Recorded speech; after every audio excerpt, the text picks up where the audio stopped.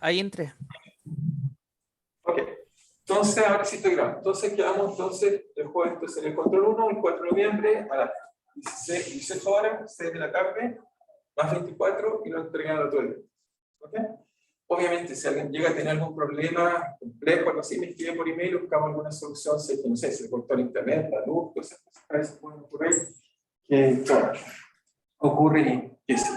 Okay, eso no hay problema, siéntense siempre en confianza, me escriben por curso si tienen alguna dificultad y tomamos la mejor decisión, por supuesto. ¿Ok? Muy bien, entonces, si es que la primera pregunta es, pues un pequeño repaso y después me dicen si es que hay alguna duda de lo que estamos viendo, pero lo que estamos Profesor, viendo, ¿sí? Sí, sí. ¿mañana va a haber ejercicio? Entonces, Mañana el ejercicio es obligatorio, no lo olviden. ¿Ok? Ese es irrenunciable, como dirían por ahí, ¿no sé? ¿Sí? Ese sí. ¿Y sería como repaso para el control o será de los últimos que hemos visto? No, en general los ejercicios es toda la materia, pero siempre trato de ver a los que estén estudiando, ese es el objetivo. ¿Okay? Bueno. El repaso para el control lo más probable es que voy a hablar con los auxiliares si les puede hacer además un auxiliar más, pero mi consejo es simple. Mi página web hay estos controles, los miran, la dificultad va a ser de ese tipo. No va a ser nada que fuera más allá, ni nada menos. Es decir, no hay problemas que sean más fáciles y tampoco mucho más difíciles. ¿Ok? Va a ser de ese orden. ¿Ok? ¿Estamos bien? Bueno, profesor, gracias. Aquí, entonces, lo que estábamos viendo en la clase pasada, estábamos hablando de la ley de Ohm.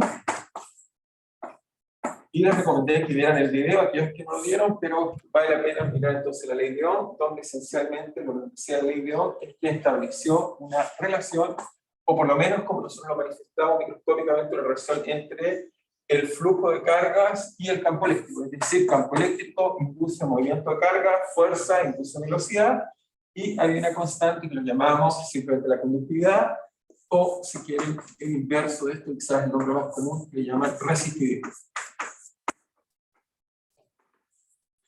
Y lo que en realidad descubrió Ohm fue simplemente que si uno tomaba un cable, tenía un largo L, un área A, entonces al cual se le sometía un voltaje, ¿okay? Una caída de tensión, entonces lo que vemos es que si hay una diferencia de tensión generada por ejemplo por una batería, entonces lo que descubrió Ohm en realidad fue que el voltaje es igual a la resistencia por la corriente, que en este caso es ley macroscópica, no microscópica, pero que se deriva de esta relación que está acá. Donde R en realidad lo que descubrió Ohm, que se mide en unidades de Ohm, omega si quieren, Ohm entonces lo que descubrió que esto era proporcional a la resistividad, y tenemos dos constantes naturales en el sistema, tenemos un área y un largo, y por lo tanto uno pensaría si el largo es más grande, ¿cómo será la resistencia? ¿Mayor o menor intuitivamente? ¿Mayor o menor? Recuerda, la resistencia tiene que ver con los choques microscópicos de las cargas que se mueven al interior. Si el cable es más largo, ¿cómo se imagina? ¿Mayor o menor la resistencia? Mayor. Así que eso me dice que, sin pensar mucho, tiene que ser proporcional a L. Y si la área es más grande, la resistencia tiene que ser menor, porque tengo más lugares por donde me puedo mover. ¿Okay? Así que eso va como así. Eso fue el resultado del control Ohm, después de hacer muchos trabajos, muchos estudios, muchos experimentos, llegó a estas dos conclusiones que llegamos a concluir eso. Entonces, no sé si hay alguna pregunta de eso o seguimos adelante. ¿Estamos bien hasta ahí? Muy bien. Lo otro entonces, control interesante, es que R, vamos a ver que en principio, o si quieren, en realidad, G o beta, cualquiera de los que quieran, digamos, o si quieren, bueno, a ver. R, en este caso, va a ser qué cosa, es el voltaje partido por la corriente, y al igual que la capacitancia, es una propiedad geométrica y del material. Veamos cómo es. El voltaje simplemente tiene que ver con la integral de camino del campo eléctrico entre dos extremos, por dl. La corriente es simplemente la integral del flujo de cargas por el ds. ¿Ok? Donde S es la sección donde está cruzando la corriente, la carga constante. Y esto hace entonces, si fijan, se ocupa de la ley de Ohm, me dice que esto es 1 partido por G, es simplemente 1 partido por G, ¿de qué? De la integral de E por dl, de la integral de E por ds, y ahí usé la ley de Ohm. Y entonces, fíjense, entonces uno iría como físico, bueno, se cancela con esto, porque eso no tiene rigor, solo para ustedes intuitivamente, pero eso me dice que la resistencia en realidad es algo que tiene que ver con algún largo característico dividido por alguna área característica multiplicada por una constante que es la conductividad o si quieres la resistencia. ¿Okay? Así que me dice que esto es una propiedad geométrica, como también descubrimos que la capacitancia es una propiedad geométrica. Ahora, la propiedad física, uno dice, ¿dónde está? En la resistividad. La resistividad me da cuenta de los átomos que estoy usando, de los enlaces, del tipo de material que estoy tomando, y los otros son propiedades geométricas, el largo y el ancho, como lo vieron en este caso simple. Pero esto era buscable. Uno puede hacer resistencia a cualquier cosa, y uno va a descubrir que a veces proporciona las propiedades del material, multiplicadas, por supuesto, por, en este caso, ¿cómo se llama? La resistividad. ¿Ok? ¿Estamos bien? ¿Estamos claros hasta ahí? Ok, entonces, eso nos da la resistencia. Entonces, por ahora, dos cosas que hemos acumulado hasta ahora, que son esencialmente dos propiedades que hemos descubierto, dos propiedades importantes.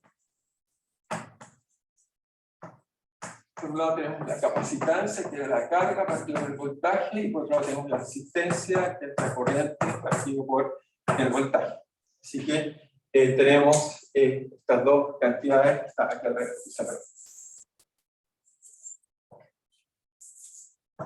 ¿Okay? Tenemos estas dos cantidades importantes. La resistencia, que me dice la dificultad que tienen las cargas de moverse en el medio, y por otro lado tenemos la capacitancia, que es la capacidad de, ¿cómo se llama?, de almacenar carga en el sistema. ¿Estamos de acuerdo? Entonces, tenemos ese tipo de cosas. Entonces, ¿qué podemos decir de estas dos propiedades muy fundamentales en este problema? Tienen algo interesante, fíjense, voltaje, y fíjense que uno puede colocar la siguiente cantidad, y podemos ver que tiene algún sentido. R por C, primero uno se pregunta, veamos que esto va a tener algo interesante, tiene dimensiones de algo que es 1 partido por tiempo, ya lo vamos a descubrir, y que va a caracterizar muy bien los circuitos eléctricos. Que va a ser una propiedad característica. Veamos qué es esto, resistencia por capacitarse. Esto esencialmente uno diría, bueno, la carga partido por el voltaje, eso es la capacitancia, y la resistencia por voltaje partido por corriente. Y uno, fíjense, cancela esto hasta acá, y fíjense, uno tiene ahí carga partido por corriente, pero corriente es variación de carga por tiempo. Así que esto tiene unidades de tiempo, inmediatamente. ¿Sí? Sin pensar mucho, esto me queda algo así como uno mentalmente diría que esto es, primero, si quiere, dimensionalmente, esto tiene dimensiones de Coulomb partido por Coulomb por segundo. Así que esto efectivamente es una escala de tiempo. Vamos a ver específicamente el circuito eléctrico. Esto es el tiempo característico que tiene el circuito eléctrico. Cuando dice yo no quiero saber que se mueve, no sé, a 5 Hz, 500 Hz, lo que sea, tiene que ver con las capacitancias y las resistencias que tiene el circuito eléctrico. Pero veamos que tiene en realidad también una propiedad geométrica. ¿Esto qué es? Es por un lado la carga es simplemente la integral de sea carga de volumen, la corriente es J por ds. Por otro lado, eso si ocupamos la ley de Gauss, nos dice que es simplemente esto que está acá, es la divergencia del campo eléctrico de volumen, si ocupamos Gauss, el volumen. Esto nos queda que la integral de superficie de E por ds, simplemente ocupé relaciones, y abajo ocupo, si quieren, la ley de Ohm, que me dice que esto simplemente es G por E. Así que esto me queda esencialmente, y acá, obviamente, aquí ocupé la ley de Gauss, pero aquí se carga, si me faltó un epsilon. Epsilon, una constante eléctrica en medio, por G, y fíjense que en este caso, esta vez sí no es a la física, esta sí que es matemática, porque exactamente son las mismas integrales. Voy a contar que R por C, en realidad, tiene que ver con la constante eléctrica, multiplicada, si quieren, o dividida por la conductividad, o la constante eléctrica multiplicada por la resistencia. Eso tiene unidades de tiempo. Esas son propiedades del material. Ambas son propiedades del material.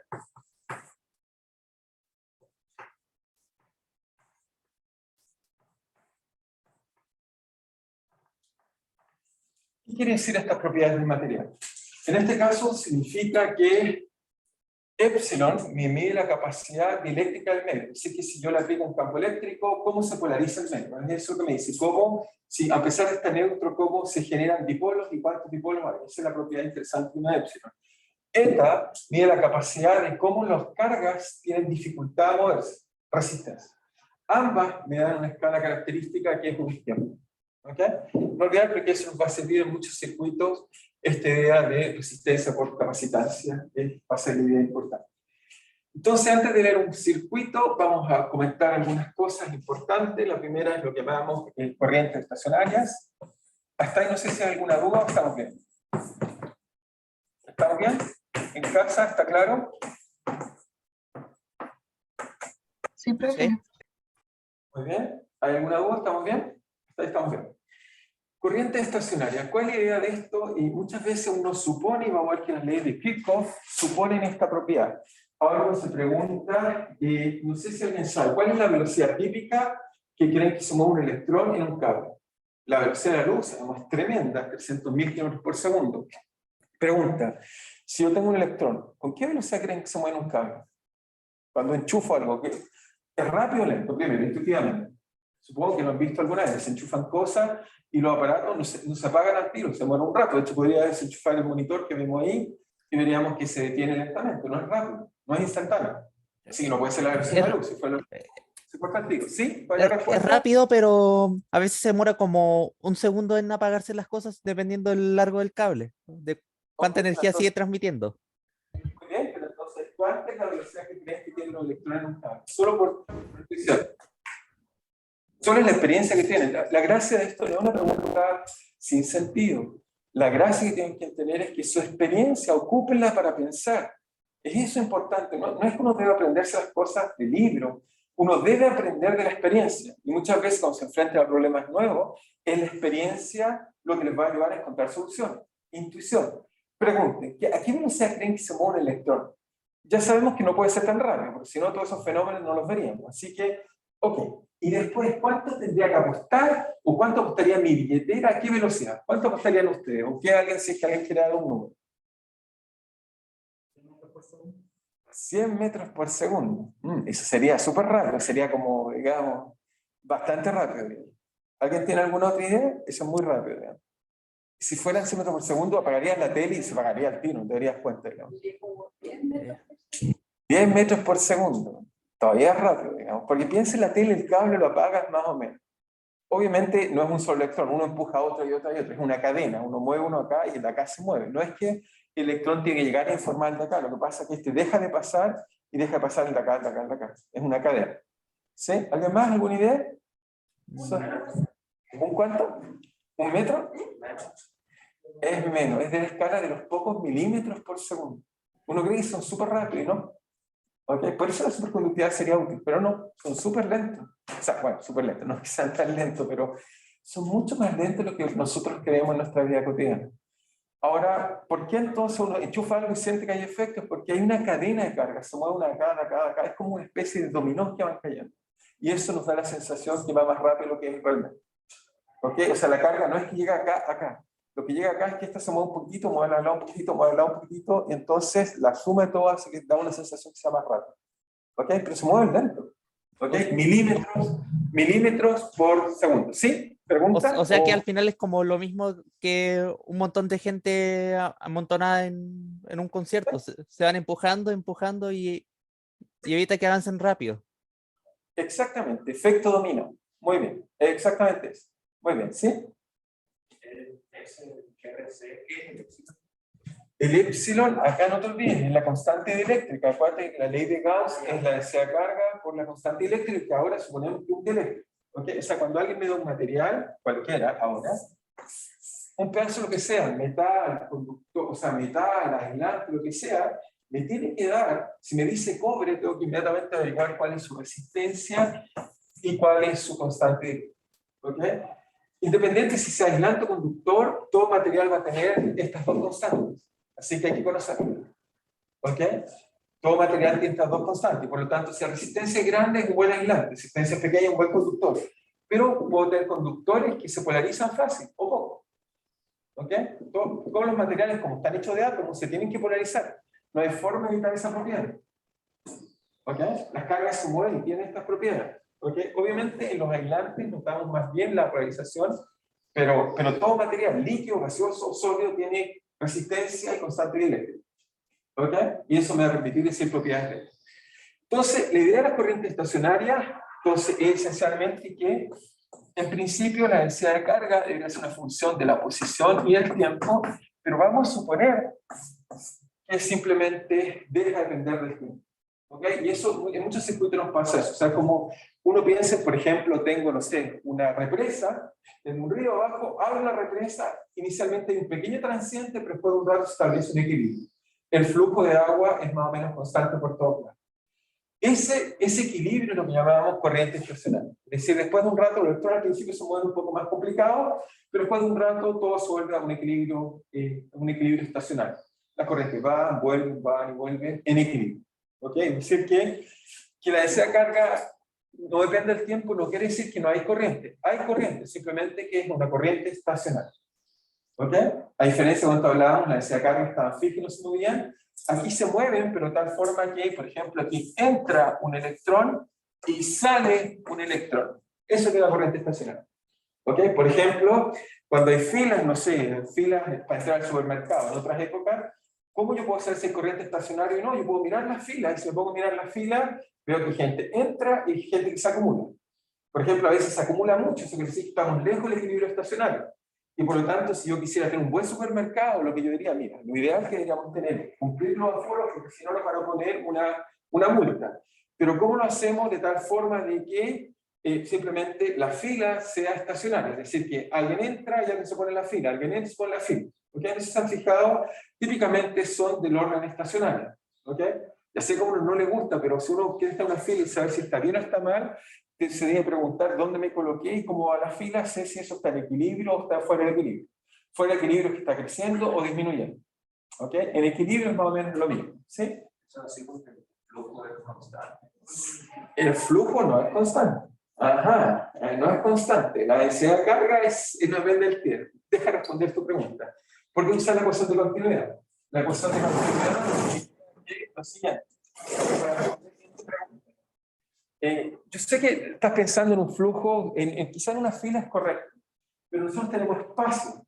Entonces, ¿qué significa para el flujo? Para el flujo significa, si ocupas la ley de continuidad, significa que la divergencia del flujo es cero. Que no es lo mismo, no significa que sea constante. Ya conoces muchos ejemplos donde eso es cero y no necesariamente es constante. ¿Ok? Puede cambiar en el espacio. ¿Ok? O sea, lo que nos dice ahí de continuidad nos dice que es de ρ más divergencia de J igual a 0. Si esto no depende del tiempo, bueno, corriente estacionaria significa esto. Por supuesto, caso particular es constante, pero es un caso muy particular. Tenemos muchos casos donde esto se cumple y no hay problema. Otra vez. ¿Okay? Por ejemplo, recuerda, teníamos muchos campos que pueden estar variando la divergencia, y, o sea, que la divergencia puede ser cero, el campo no necesariamente es nulo. ¿Ok? Ese es el punto. ¿Ok? Corriente estacionaria, si esto es algo que dice corriente estacionaria, significa divergencia J igual a cero. ¿Ok? ¿Claro para todos? Ese es el punto, nunca más olvidar. Entonces, también, si quieren, si uno ocupa la idioma, si uno ocupa aquí la idioma, entonces esto significa que divergencia de G por E igual a 0, luego significa divergencia de esto igual a 0. ¿Ok? Aquí también podemos usar eso, pero lo correcto es que signifique en general esto está. ¿Ok? Esta es la propiedad importante que significa eso que está así. Ok, esto nos va a servir, ya les mostré algunas propiedades la vez pasada, bien, por ejemplo, teníamos una resistencia acá y le poníamos otra por acá. ¿Ok? Eso mostramos que había R1, R2, y les mostré que la resistencia equivalente era simplemente la suma de la resistencia. Pero físicamente, ¿qué es lo que está pasando? Físicamente lo que está pasando es, tengo un cable, y acá coloco otro cable, de otro material, por ejemplo, uno es cobre y el otro es plata. este tiene un G1, este tiene un G2. Es decir, uno tiene una resistencia 1 y una resistencia 2, pero a nivel microscópico uno tiene una conductividad y el otro tiene otra conductividad. ¿Ok? ¿Estamos de acuerdo? Conductividad tiene cada uno. Entonces la pregunta natural que uno se hace es ¿qué es lo que pasa en la interfase? ¿Sí? Cada vez que cambiamos material físicamente ocurren cosas raras. Las superficies, los límites de un medio y otro medio generan diferencia y por lo tanto uno siempre tiene que preguntarse qué es lo que pasa ahí. ¿Ok? Nunca olvidar qué es lo que pasa ahí. Entonces, para entender eso, siempre tenemos que tratar de usar nuestras leyes microscópicas y, de acuerdo como sean, tenemos que usar volúmenes o superficie y tenderlas a cero tal como lo hicimos estudiando otros problemas, cuando teníamos dos medios eléctricos distintos. ¿Ok?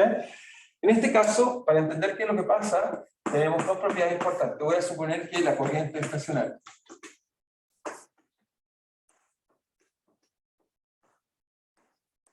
La corriente estacionaria, entonces tengo por un lado que divergencia J es 0, y por otro lado tengo otra ley que todavía se satisface, que es el rotor del campo eléctrico es 0. Esta hasta ahora siempre ha sido satisfecha. Tenemos diferencia de potencial. Y de estas dos leyes, ¿qué podemos hacer? De la primera, porque esta vez lo voy a hacer mental porque lo he hecho muchas veces, pero bueno, si no entienden me dicen. Pero ¿cómo lo hago esto? Lo que tengo que hacer es, para usar siempre una divergencia hay que usar un volumen, usamos el teorema de Gauss, lo transformo en integral de flujo, y después tiendo ese flujo a ser pequeñito. Y siempre hace esa misma estrategia, es decir, tomo un volumen, y después lo tiendo a cero, de tal forma de siempre quedarme en la superficie que está acá. ¿Ok? Entonces, esta ley me va a decir que lo voy a hacer mental, porque hay tiempo de hacer cosas mentales. Esto nos dice que tomamos la integral de volumen de la divergencia J. Ley de Gauss se transforma que eso es el flujo en la frontera de este volumen. ¿Ok? Como lo estoy teniendo a cero, las únicas superficies que van a sobrevivir son estas de afuera, la de acá y la de acá, porque la del medio está haciendo cero. ¿Ok? Cuando haga eso, entonces voy a descontar que me va a decir que va a ser la superficie que viene del lado acá, tendiendo a cero, a esta parte de acá, me va a decir que simplemente eso va a ser J normal, porque está multiplicado por la normal en el medio 2 por el área, menos J1 normal por el área igual a 0. Eso va a ser usar el volumen, Gauss, y tenderlo a 0. ¿Ok? Siempre la divergencia me va a decir, salvo que sea distinto a 0, me da relaciones para la componente normal del campo en cuestión. ¿Ok? ¿Es claro para todos? ¿Alguien no entendió? Simplemente como ya lo hicimos una vez, ahora estoy tratando de ser más mental para ir un poco desarrollando más nuestra intuición y nuestra experiencia con las divergencias rotatorias. ¿Está claro o alguien no entendió? ¿Estamos bien en casa por si acaso? ¿Estamos claros? Sí, profe, todo claro. Muy bien, ¿estamos bien todos? ¿Sí? Si alguien no entendió me dicen, pero los llamo a hacer estos esfuerzos un poco, es por ir ganando intuición, como encontrar estas leyes en general. Así que esto se cancela y me dice, la primera ley me enseña que simplemente el J normal es igual al J normal en el otro medio. Pero se ocupa la ley de, ahora se ocupa la ley de Ohm. Entonces va a concluir que el campo eléctrico, que en este caso es E2 normal por G2, es igual a G1 por E1 normal. Y eso va a ser lo que va a encontrar. Los campos eléctricos no son iguales, van a depender de la resistividad del medio. ¿Okay? La componente normal va a cambiar, usando esta ley. ¿Okay? Es decir que una componente normal me dice esencialmente el que tenga más resistencia, como este número tiene que ser igual, el campo eléctrico es más chico. Es decir, si el de acá tiene más resistencia, su campo eléctrico entonces tiene que ser más pequeño. La componente normal, todavía no sabemos lo que pasa con la componente tangencial, que vamos a ver en la segunda ley. ¿Ok? Me dice eso esto. Y con respecto a la componente tangencial, usamos la segunda ley, que es, como de nuevo la hacemos si quieren mental. Esto es, cada vez que tenga un rotor, lo que hay que hacer es una integral de superficie. ¿Por qué? Porque ocupa el teorema de Stokes, y eso se transforma en una integral de camino cerrado. ¿Ok? Teorema de Stokes, en este caso, lo que me dice es que tomo una superficie acá, un camino cerrado, esa superficie que está ahí, y la hago tender a cero. ¿Ok? ¿Está bien? Y cuando hago tender a cero eso, si tendemos a cero eso, entonces si hacemos tender a eso, lo voy a explicar acá, vamos a encontrar el siguiente resultado. Vamos a encontrar que factor de E igual a 0, entonces hacemos que un integral de superficie. Esto rápidamente lo transformamos en integral de camino, usamos el teorema de Stokes.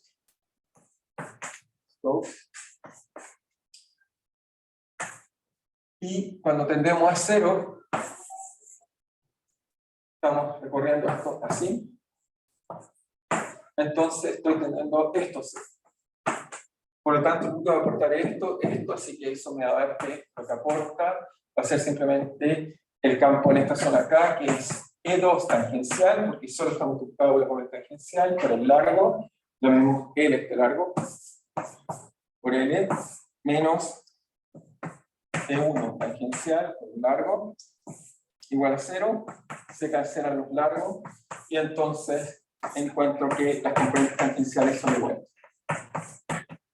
Que el rotor sea 0 me asegura que entonces la componente tangencial del campo eléctrico es igual. Es decir que si tengo dos medios, uno con más resistencia, el campo eléctrico viene así, pero al pasar al otro medio, la componente es la componente normal, es decir, esta que está acá es más chica. Nada más que eso me dice. Me dice que simplemente cambia esa componente. ¿Ok? Es eso lo que uno obtiene de estas relaciones que está ahí. ¿Ok? ¿Es claro? ¿Estamos bien hasta ahí? ¿Sí? Entonces, muy bien, eso, todas estas propiedades, como dice, ¿por qué menciono estas propiedades? En algún momento, sobre todo cuando estudiemos propagación de campos electromagnéticos, va a ser útil las condiciones de borde. Son este tipo de cosas las que me van a enseñar cuáles son las condiciones de borde. Entonces, ¿qué vamos a hacer ahora? Entonces, lo primero que vamos a hacer ahora es preguntarnos, imagínense, voy a usar simplemente, voy a usar la ley de Ohm en la ecuación de continuidad. Ley de Ohm en la ecuación de continuidad.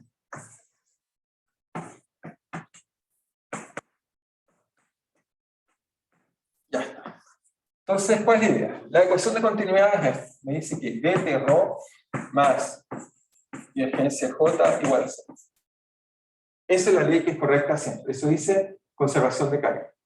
Si ocupo ahora la ley de Ohm, esto me dice entonces que esto es dTρ más, aquí simplemente reemplazo G por E igual a 0. Voy a suponer que la conductividad no cambia, porque podría cambiar de un medio a otro medio. Voy a suponer por simplicidad,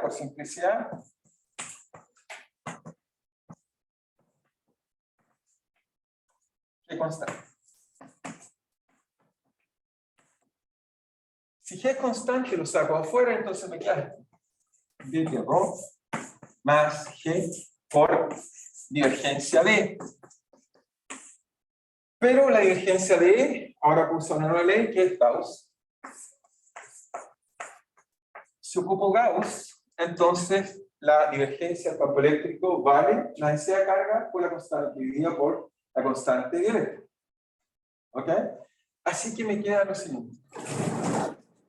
Me queda algo bastante interesante e inesperado. Ya lo siguiente. Veamos qué. Y aquí vamos a aprender por qué les dije que esa constante era muy importante.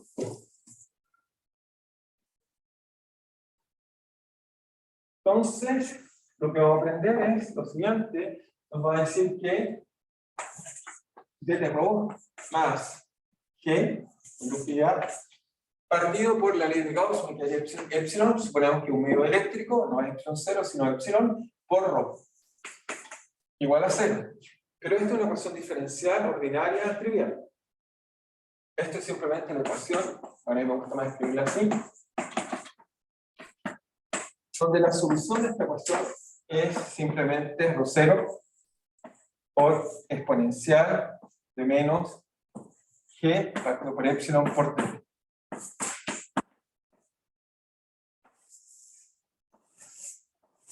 ¿Qué me dice esto? G partido por epsilon, no sé si se recuerdan, fue lo que les escribí, era la resistencia por la capacitancia. ¿Se recuerdan de eso? Les dije al principio que R por C era G partido por epsilon. ¿Esto qué me dice? Me dice esencialmente que si ocupo la ecuación de continuidad y la ecuación de Ohm, lo que concluyo es que me dice el tiempo de relajación. me dice cuándo la densidad de carga se está yendo al equilibrio. ¿Okay? Este tiempo que les dije, que tiene que ver con la resistencia y la constante dieléctrica o la conductividad, lo único que me enseña es el tiempo característico de relajación, ¿sí? Ok, el inverso. Perdón. El inverso. ¿Sí? Porque tiene que ser un tiempo. Les dije que era un tiempo, aquí me queda el inverso de un tiempo. O sea, lo que es un tiempo es epsilon parte por g, correcto. ¿Ok? ¿Estamos de acuerdo? Entonces, esto es el tiempo. ¿Qué es este tiempo? Observación. Entonces, ahora sí podemos interpretar bien esto. Epsilon partido por g es el tiempo característico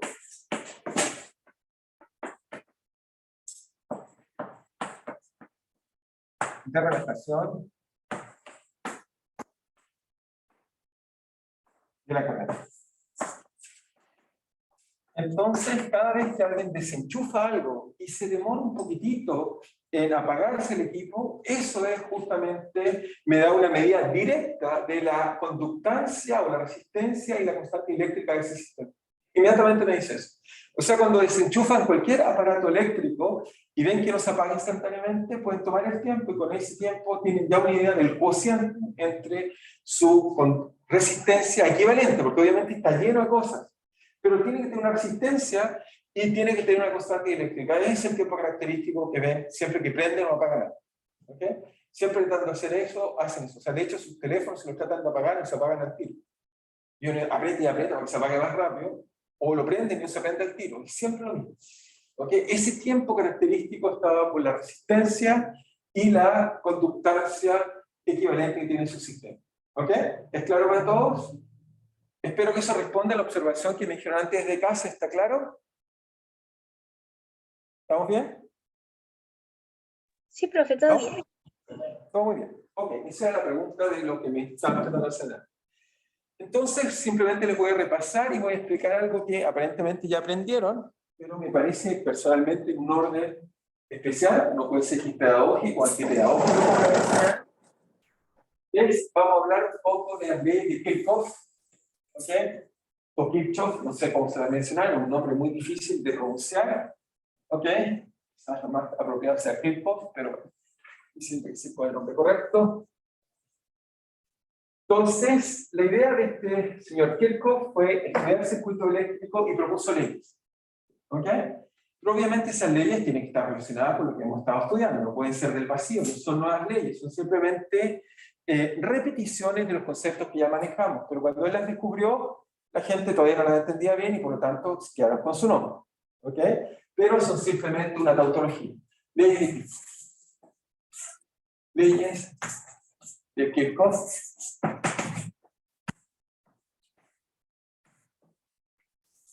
En realidad son las leyes de los circuitos eléctricos, o al menos son las leyes importantes del circuito eléctrico. Y aquellos que vayan a ser ingeniero eléctrico, va a ser, digamos, como las tablas de Moisés, el equivalente en un contexto religioso. ¿Ok? Leyes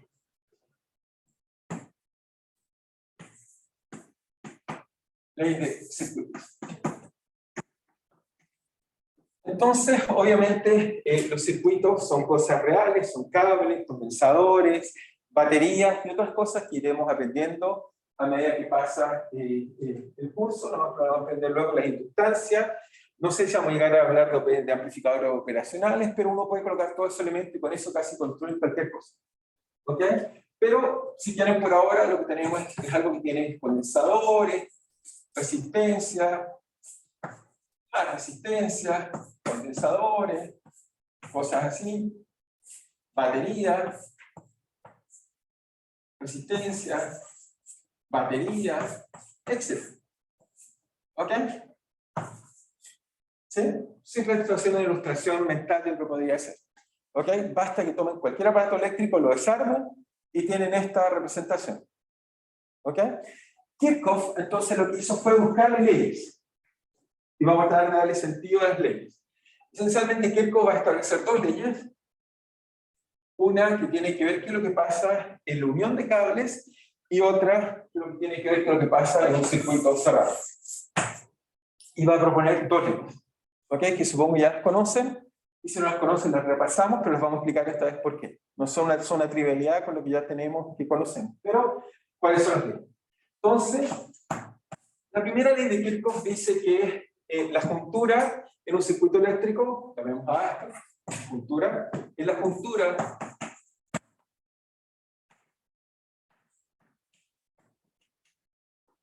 en un circuito eléctrico,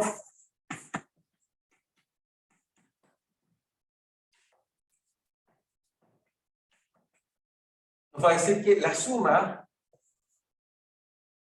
de todas las corrientes es esta. Voy a tratar de explicarlo un poco mejor. Nos dice que, acá hacer más bonito. Si tomo este punto A, y ahora lo vamos a entender un poco más físicamente, nos dice que si tenemos un punto donde se conectan muchas junturas de un cable, entonces, supongamos que y hay una corriente aquí, y 1, y 2, y 3, y n, nos dice que la sumatoria de las corrientes tiene que ser 0. ¿Ok? Eso es lo que nos dice. Entonces uno se pregunta, ¿por qué? Y dice eso independiente si la corriente entra, sale, o entra, etc. Debe ser 0. ¿Ok? Eso es lo que nos dice. Obviamente, si todas entran, entonces no puede ser 0, solo serían cantidades positivas. Finalmente nos está diciendo, piensa en un río. Es como que si yo tengo canales, lo que nos diría Kirchhoff es que si yo tengo un sistema donde hay un punto de unión, tienen que haber entradas y salidas. Yo coloco tuberías, vería que el flujo, hay corrientes de agua que entran y por algún lado salen. Para Kirchhoff no sería posible que no salgan, porque si no salen, explotan. Y los circuitos eléctricos no queremos que exploten. Pasaría lo mismo. Si hubiera acumulación de carga, explotaría. ¿Ok? Habría interacción eléctrica de una y otra y sería pedazos. Tienen entonces los electrones entrar y salir. Es como el tráfico también. Piensen en el tráfico. Si yo construyo una ciudad, lo que quiero es que si diseño mi ciudad y digo que en este sentido van hacia acá, por aquí pueden doblar hacia acá, tengo que diseñar de tal forma que el flujo o la suma de todas las corrientes tiene que ser 0. ¿Ok? Si lo diseño mal, si no hago eso, voy a tener problema que se van a acumular las cosas y va a ser un taco también. ¿Sí? ¿Estamos de acuerdo con eso? Cuando alguien hace ingeniería de transporte y diseña, porque esas cosas no son accidentes, no es que alguien diga, uy, a mí se me ocurrió que vamos para allá y para acá, no. ¿Ok? De hecho, los problemas que tenemos en la ciudad es que tenemos muchas de ellas que no fueron pensadas en función de la población que fuimos colocando y por lo tanto pues tenemos problemas. Tenemos el problema que tenemos muchas personas que tienen que viajar en distintos lugares, entonces tenemos que pensar cómo hacemos un flujo que sea eficiente. Y por lo tanto uno dice, bueno, agrando las calles, pero ahora hay edificios, entonces tenemos que hacer túneles o empezar a hacer diseños de vehículos que vuelen en el aire o algo que resuelva el problema. ¿Ok? Todos queremos vivir felices, es decir, demorarnos el menos tiempo posible, ser eficiente y consumir el menos posible energía, etcétera, lo que hace que sea un problema complejo. ¿Ok? No siempre los problemas son fáciles y por lo tanto se requiere gente creativa y que piense bien. Entonces, ¿qué fue lo que en realidad Kirchhoff quiso decir, digamos, en su lenguaje? Es lo que puso esto, pero en nuestro lenguaje, ¿qué quiere decir esto? Bueno, lo que quiere decir esto es que, simplemente imagínense, tomamos un volumen, pongo otro color acá, un volumen que encierra todos estos canales, volumen B. Y vamos a hacer un supuesto, vamos a suponer que la corriente estacionaria.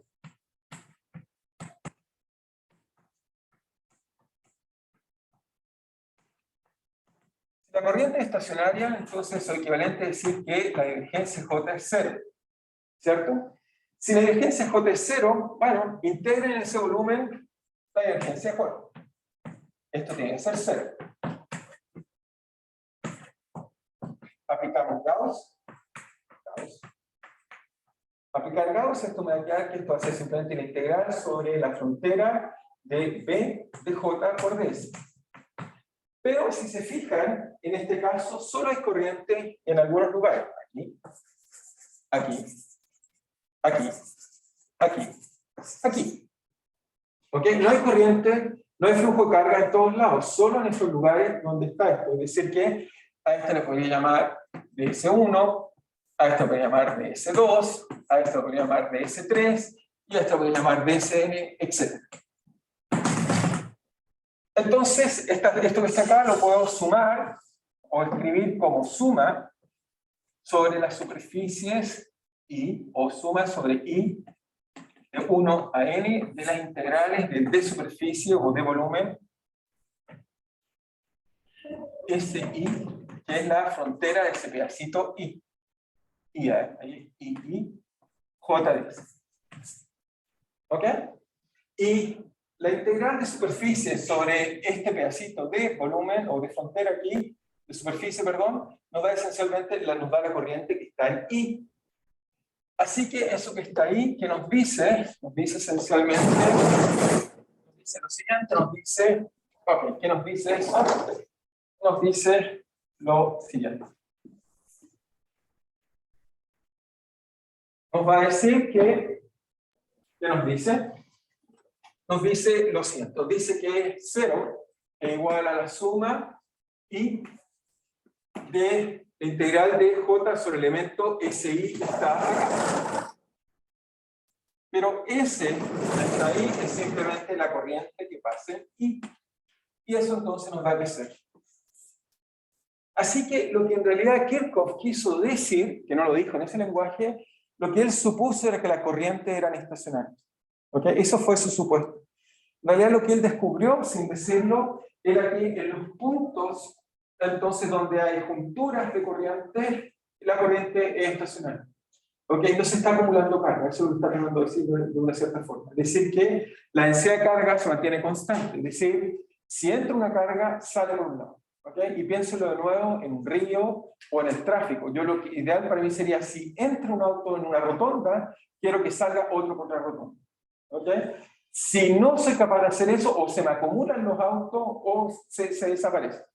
Pero lo que él está pensando es que entra uno y sale otro. Entra uno y sale otro. Si eso es así, entonces concluyo que la suma de las corrientes en una juntura tiene que ser cero. ¿Ok? ¿Está clara esta ley? Así que era eso lo que les trataron de enseñar. Supongo que les hablaron de flujo de agua o algo así cuando les explicaron eso. Supongo. ¿No? ¿O alguien se recuerda que le dijeron eso en laboratorio?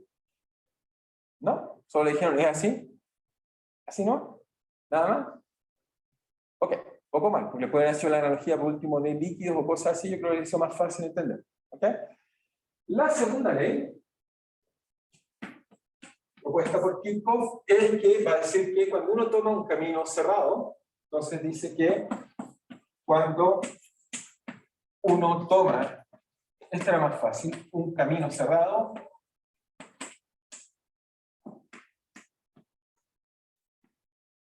en un circuito, entonces lo que va a proponer Kirchhoff es que la suma de los voltajes tiene que ser cero. Es decir que si el current se pierde, lo que me está diciendo es que todo un camino cerrado cualquiera, puede ser grande mi circuito, lleno de pedacitos, puedo tomar eso, puedo tomar por ejemplo este de acá. Da lo mismo. Lo importante es, no importa cuál sea el camino cerrado, lo que Kirchhoff demostró es que la suma de los voltajes que están envueltos es cero. ¿Ok? Eso es su resultado. Veamos que eso es una trivialidad, una tautología de las cosas que ya sabemos hace mucho tiempo. Veamos que eso es verdad y tiene una explicación profunda. En este caso, no es necesario agregar que las corrientes son estacionarias, esto es mucho más fácil. Lo único que quiere decir esto es que el rotor del campo eléctrico es cero. Obviamente Kirchhoff no lo plantea en este lenguaje porque no lo veía así, pero es eso, es que el rotor del campo eléctrico es cero. ¿Por qué?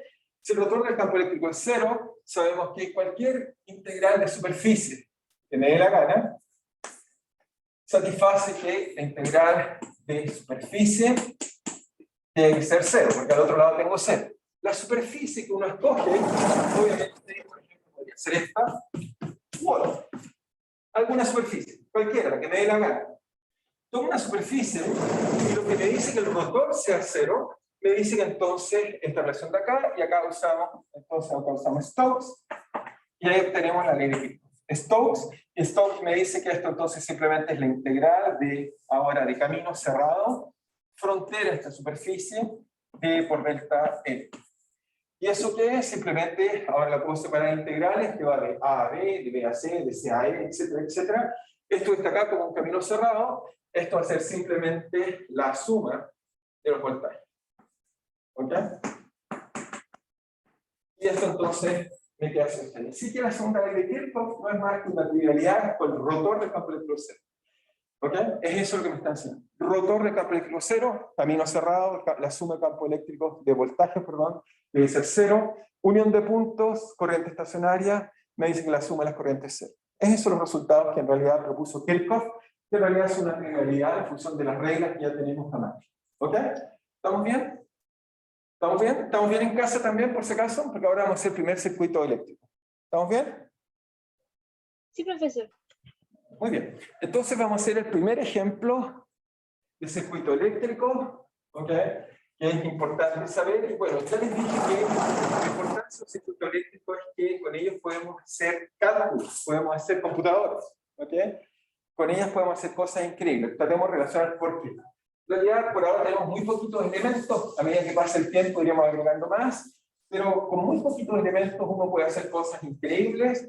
De hecho, podemos hacer casi lo que llamamos cosas como casi inteligencia artificial, que es como Alan Turing había pensado cómo uno puede diseñar máquinas que algún día piensen como nosotros. ¿Ok? Pero entonces uno se pregunta cuáles son los elementos que uno necesita para hacer máquinas que piensen como nosotros, digamos.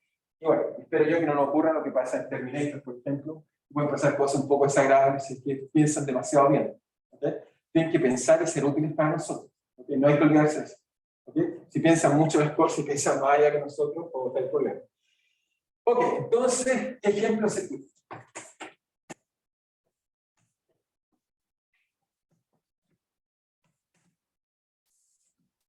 Entonces, el circuito más simple, primero lo dibujo físicamente. ¿Cómo sería el circuito más simple? Bueno, ya saben cómo funcionan las baterías. Aquellos que no, cuando se explique, vean el video donde explico cómo funcionan las baterías de Volta, pero esencialmente funcionan porque las reacciones químicas que están ocurriendo al interior hace esencialmente descargar a metales, como hacer electrofricción todo el tiempo. Eso nos da una diferencia de voltaje. Después le coloco un cable real. Y por acá voy a colocar una placa y me coloco un condensador. ¿Ok? Ese es nuestro circuito. Ahora, a los ingenieros eléctricos no les gusta este modelo de circuito, que me gusta más, sino que ellos dicen, bueno, esto es muy fácil, es un voltaje, una resistencia que da cuenta del cable y un condensador. Y obviamente, para que sea entretenido, le colocamos un switch para conectarlo o no. ¿Ok? No sé si han visto cómo son los switches, esencialmente un cable y tiene otro cable, uno deja caer y al tener contacto se conecta, y uno lo desconecta, lo conecta, lo desconecta. Es muy simple. ¿Ok? Simplemente conectar dos metales. Así que como eso. Y eso lo representamos acá así. ¿Ok? Esa es la forma usual, esa es la forma física. Usual, física. Cuando alguien me coloca algo así, yo me tengo que imaginar. ¿Ok? Hubo otras cosas. Obviamente colocar una batería es más fácil, pero obviamente la gente después se piensa en cosas aún más simples que esto. ¿Ok? Y así uno va diseñando cosas. Así que este es un circuito que lo llamamos, tiene un nombre, se llama circuito. Este se llama RC. ¿Ok? Parece partido político. ¿Ok? ¿Sí? RC. Ya vamos quedando con distintos circuitos con nombres interesantes. Ahora veamos lo interesante de este circuito. ¿Por qué es interesante? Si colocamos el número, por ejemplo, bueno, acá, obviamente la resistencia es todo el cable. Nos gusta representarlo como que solo estuviera acá. Como que estos cables que están en línea no tienen resistencia. Esa es la forma de representarlo. ¿Ok? Pero es una representación, nada más, mental. Entonces colocamos acá algunos puntos, colocamos A, B, C. ¿Ok? Aquí no tenemos uniones de juntura, así que no usamos la primera ley de Kirchhoff, sino que usamos solo la segunda, que nos diría que la suma, ley de Kirchhoff, nos diría que Kirchhoff nos diría que la suma del voltaje de A más B más el voltaje de B a C más el voltaje de C a A es cero, porque es un camino cerrado. Voy de A a A. ¿Ok? Camino cerrado. ¿Estamos de acuerdo? Y eso nos diría entonces que, nos diría simplemente que simplemente el voltaje de AB es una resistencia, así que eso vale R por I. Es el voltaje simplemente de AB. Después, le sumo el voltaje que hay acá. Obviamente aquí tengo que colocar cosas. Una resistencia, usé cables de cobre, de algo, y un condensador que lo diseño que tiene una capacitancia C. ¿Ok? El condensador tiene capacitancia carga partido por voltaje, por lo tanto su voltaje es la carga partido por su capacitancia. Ese sería el voltaje que hay entre B y C. Más el voltaje que hay entre C y A, y eso es simplemente B0, que es mi batería, que supongo que me da un voltaje constante, B0 igual a 0. ¿Ok? ¿Y qué es lo que aprendí? Que espero que hayan aprendido en sus cursos, que I es la corriente, luego está relacionada con la carga como Q de T, y por lo tanto mi circuito destacado en un lenguaje matemático simplemente lo que significa es que tengo una ecuación diferencial de la siguiente forma.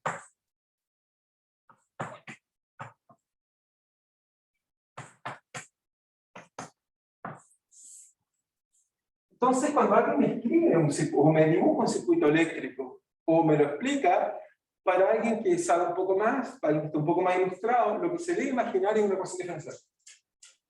O si quieren al revés. En su curso de cálculo, en vez de enseñado tanto, o en su curso de ecuaciones diferenciales, en vez de enseñarles ecuaciones diferenciales, le han enseñado cuál es el circuito equivalente.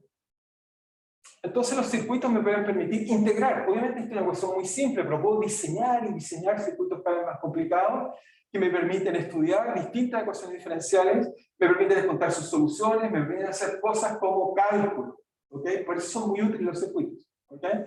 Por eso un circuito, cuando yo le aprieto un botón, hay una respuesta, hace un cálculo y me dice cuál es la respuesta. ¿Ok?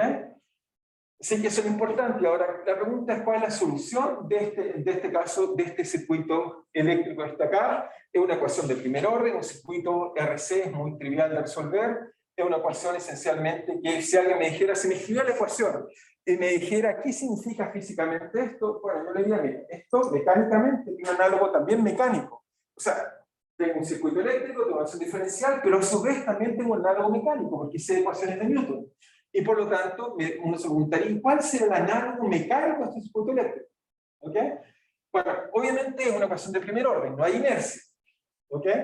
Pero eso lo sabemos resolver muy fácil si uno toma, por ejemplo, si miran esta ecuación y la reescriben, también la podemos reescribir así. Si quieren la voy a escribir de otra forma, esto sería algo así como R por Q punto igual a menos Q partido por C más menos BC. Bueno, ¿esto qué sería igual? Bueno, sería igual a tener un resorte, pero el resorte tiene inercia. ¿Cómo mato la inercia? Bueno, fácil, lo sobreamortiguo. Le coloco un amortiguador gigantesco que haga que eso pueda botar la inercia. ¿Ok? Tengo segundas derivadas, pero el coeficiente de amortiguamiento es gigante, un amortiguador. ¿Ok? Es como recuerden, cuando tienen un péndulo, lo sueltan, si coloco miel, esa cosa no oscila, está sobreamortiguada. Así que si lo sobreamortiguo, tengo solo disipación, resorte, ley de Hooke, y una fuerza externa, BC. Así que el mismo circuito eléctrico también me permite hacer análogos mecánicos, y puedo a veces simular cosas que quiero estudiar físicamente, como sistemas mecánicos.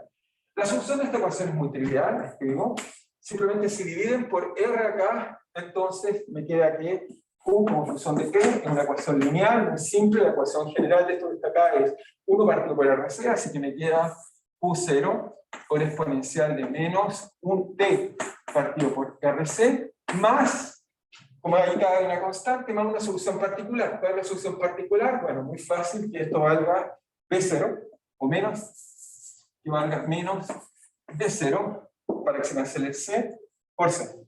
Esa es una solución particular. ¿Ok? ¿Sí que esa es la solución? Entonces, ¿esto qué me dice? Me dice, si lo grafico, si alguien quiere entender qué es lo que me dice esencialmente, ok, me dice que cuando yo prendo un circuito RC, o sea, está desconectado, y lo conecto, lo que va a pasar es que esto empieza, el voltaje se está yendo asintóticamente a un valor requerido. Es decir, que la carga, si analizo la carga, y su derivada en la corriente, lo que vería es que cuando lo prendo, esto está yendo para el equilibrio, en este caso es negativo, de acuerdo como puse los signos de voltaje, y lo que hace el sistema es simplemente parte del valor y asintóticamente se va a la. Eso es lo que está pasando. El sistema está yendo al valor de 0 por 0. ¿Ok? Yo lo prendo, mi circuito está apagado, lo prendo, y lo que vería es que asintóticamente va y se apaga. Y eso pasa cuando enchufan algo o lo desenchufan. Simplemente lo que va a pasar es que esto se va a ir a una corriente, a una carga constante, el condensador se empieza a cargar, en realidad esta es la carga, está en el condensador, y el condensador se empieza a cargar. El tiempo que se demora en cargar es justamente la resistencia partida por la conductancia, que fue lo que les dije al principio, y el tiempo que se demora característico tiene que ver con un exponencial que da cuenta de cómo ocurre el fenómeno. ¿Ok? Es claro para todos, es así como vamos a estudiar los circuitos eléctricos. Son ecuaciones diferenciales. Las entendemos y después con ellas podemos hacer cosas interesantes. ¿Ok? No sé si hay dudas de eso o tienen alguna duda o pregunta. ¿Estamos claros? ¿Está claro en casa? ¿Estamos bien? ¿Se entendió cómo funciona entonces el circuito RC? ¿Estamos bien? Muy bien. ¿Está claro entonces? Entonces, cuando vean circuitos y ocupen las leyes de Kirchhoff, esencialmente uno los puede ver como ecuaciones diferenciales, si tiene una formación más matemática, es una forma de verlo. Pueden verlos también como o como sistemas mecánicos generales. En realidad, esa es la gran gracia. Vamos a poder, todo lo que aprendimos de mecánica, ahora lo podemos rehacer. Por ejemplo, se podría preguntar cuál será la ecuación de Newton que describe la dinámica del cuerpo celeste. ¿Puedo escribir un circuito eléctrico? La respuesta es sí. Simplemente hay que diseñar. ¿Ok? De hecho, en el computador lo simulamos todo el tiempo. Hay un circuito que resuelve. ¿Ok? No es casualidad. Podemos hacer cosas con él. A veces, cosas que parecen complicadas, podemos resolverlas con circuitos, podemos o resolverla con ecuaciones o buscar sistemas. Así que nos permite entender eso de muchas formas útiles, y por eso los circuitos eléctricos son algo que nos ha revolucionado mucho la vida, porque nos permite resolver muchos problemas que parecían ser muy difíciles, que a veces el cálculo no nos permite resolver, porque hacer esto era fácil, pero si le puedo un par de términos no lineales o integrales que no sabemos resolver, un circuito eléctrico me lo resuelve en 2 segundos. Basta que mida el condensador y sé lo que pasó. ¿Ok? Así que podemos resolver cosas que son inesperadas. Entonces me quedan 2 minutos, muy bien, porque vamos a cambiar de tema. Ok, voy a colocar el título y vamos a cambiar de tema. ¿De qué vamos a empezar a hablar ahora? Vamos a dejar de hablar de cargas. Bueno, vamos a hablar de modo de cargas, pero vamos a hablar de magnetismo y cómo las cargas están relacionadas al magnetismo. ¿Ok? Entonces para eso traje un pequeño ejemplo que está acá. Vamos a cambiar un poco. Ok, pero ok, nos vamos a cambiar hacia acá. Y lo que vamos a hacer es que nos vamos a acercar un poco hacia acá. Ok, no hacia allá, hacia el otro lado. Ok, y entonces aquí vemos, hay varios imanes ahí. Primero, bueno, ¿qué es esto? Esto es un péndulo. Ok, la física de un péndulo supongo que la conocen bien, simplemente nos dice que el ángulo es proporcional a menos el seno del ángulo con respecto a la vertical. Eso nos aprendió a descubrir las funciones que llamamos, son armónicas, y entonces ahí aprendimos trigonometría. Este péndulo muy simple describe lo que nosotros usamos para calcular y entender funciones trigonométricas. ¿Ok? Entonces cuidado, eso lo suelto bien, eso debería quedarse en un plano. La rotación de la Tierra no la siente. Si hace un péndulo gigante, como el péndulo de Foucault que tenemos en un laboratorio, o sea, en la biblioteca, para darnos cuenta de la rotación de la Tierra. Este debería quedarse en un plano si lo suelto con cuidado. Como es un péndulo esférico, no le tengo que dar momento angular, pero es difícil no darle momento angular, porque es un péndulo esférico. Lo que tengo en mis manos ahora son imanes, ¿ok? Y la gracia de los imanes, vamos a tratar de entender cómo funcionan, va a ser nuestro nuevo tema de discusión. Estos son imanes muy buenos, son de un material que se llama neodimio, que es muy fuerte el magnetismo que tiene. Se fijan, de hecho aquí tengo imanes, miren, los voy a acercar, a ver si se alcanza a ver. Cuando los acerco se repelen uno con respecto al otro. No se quieren, fíjense, esa especie digamos, de concuna no le gusta. Trato de acercarle este, pero no lo quiere. Sin embargo, si lo coloco en otra dirección, veamos, en ese caso, sí se quiere. ¿Ok? Hay direcciones en las cuales se quiere, direcciones en las que no se quiere. ¿Ok? Ahora, el péndulo en la punta tiene un imán. ¿Ok? Y eso es entretenido porque si ahora coloco imanes acá, entonces, y si tienen los buenos lugares, los buenos símbolos, entonces la teoría me diría que si yo suelto el imán, entonces ¿cómo es el movimiento? ¿Es plano o no es plano? Si lo soltamos, entonces veamos qué es lo que hace. Entonces al sistema le van a gustar algunos, otros no, etc. Y entonces fíjense, ahora no se mueve en un plano, hace algo mucho más complejo, él trata de buscar un equilibrio. Simplemente repulsiones entre imanes y atracciones. Y el sistema, bueno, a ese parece que le gustó ahí, y ya llegó a una posición de equilibrio y ahora está oscilando en torno al equilibrio. De hecho, puedo calcular el potencial y descubriría, si calculas un derivado del potencial, cuál es la frecuencia de oscilación característica que están viendo ahí. ¿Ok? Pero puedo cambiar la posición de los imanes y obviamente el sistema va a tener un nuevo equilibrio. O hasta que sea menos así. Veamos entonces cómo nos funciona.